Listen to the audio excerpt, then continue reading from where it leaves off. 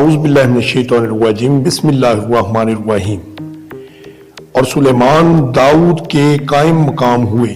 اور کہنے لگے کہ لوگو ہمیں اللہ کی طرف سے پرندوں کی بولی سکھائی گئی ہے اور ہر چیز عطا فرمائی گئی ہے، بے شک یہ سری فضل ہے۔ یعنی سلیمان علیہ السلام نبوت اور بادشاہت میں حضرت داؤد علیہ السلام کے وارث تھے۔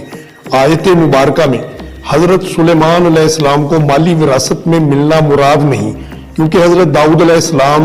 کے اور بیٹے بھی تھے، تو یہ ممکن نہیں تھا کہ آپ ایک ہی بیٹے کو سارا مال دے دیں اور دوسروں کو محروم کر دیں۔ اس کے علاوہ متعدد صحابہ کرام رضی اللہ تعالیٰ عنہم سے بھی مروی ہے کہ رسول اللہ صلی اللہ علیہ وآلہ وسلم نے فرمایا ہمارا یعنی انبیاء کا کوئی وارث نہیں ہوتا، ہم جو چھوڑیں تو صدقہ ہے۔ ایک روایت میں یہ الفاظ ہیں ہم انبیاء کی جماعت کا کوئی وارث نہیں ہوتا۔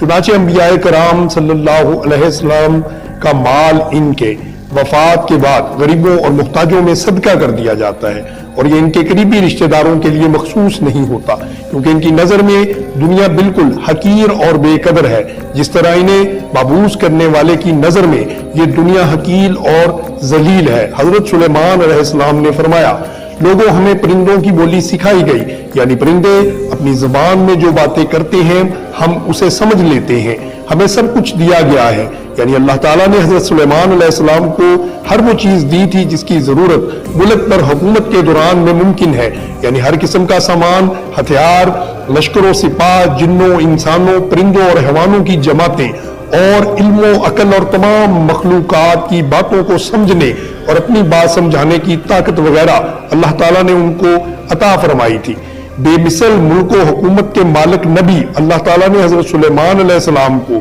چرند پرند، جنوں، انسانوں اور بے مثل حکمرانی عطا فرمائی۔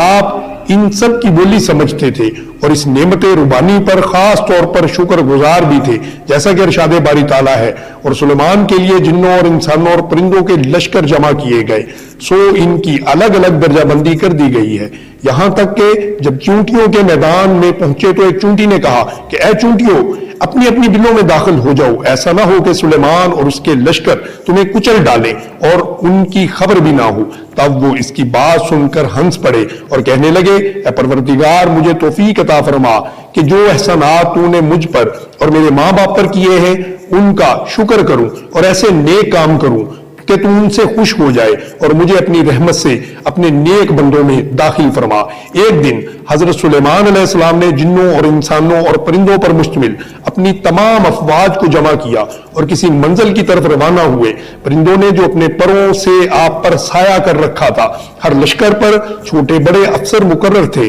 جو تمام افراد کو اپنے اپنے مقام پر رکھتے تھے۔ جب وہ چونٹیاں کے میدان میں پہنچے تو ایک چونٹی نے کہا کہ چونٹیوں اپنے گھروں میں گھس جاؤ، ایسا نہ ہو کہ سلیمان کا لشکر تم کو رون ڈالے اور تمہیں اس کی خبر بھی نہ ہو۔ حضرت سلیمان علیہ السلام نے چونٹی کی آواز سن لی جو بات اس نے دوسری چونٹیوں سے کہی تھی۔ آپ نے یہ بات سن کر مسکرا دیے اور دوسرے اس کو نہ سن سکے۔ بعض لوگوں کا یہ خیال غلط ہے کہ حضرت سلیمان علیہ السلام سے پہلے جانور اور انسان ایک دوسرے سے بات چیت کرتے تھے اور ایک دوسرے کی زبان سمجھتے تھے۔ دوستو اگر آپ کو ہماری یہ ویڈیو پسند آئی ہو تو ہماری ویڈیو کو لائک کریں، ہمارے چینل کو سبسکرائب کریں اور بیل آئیکن کو دبا دیں تاکہ ہماری ہر نئی آنے والی ویڈیو کا نوٹیفیکیشن آپ کو موصول ہوتا رہے۔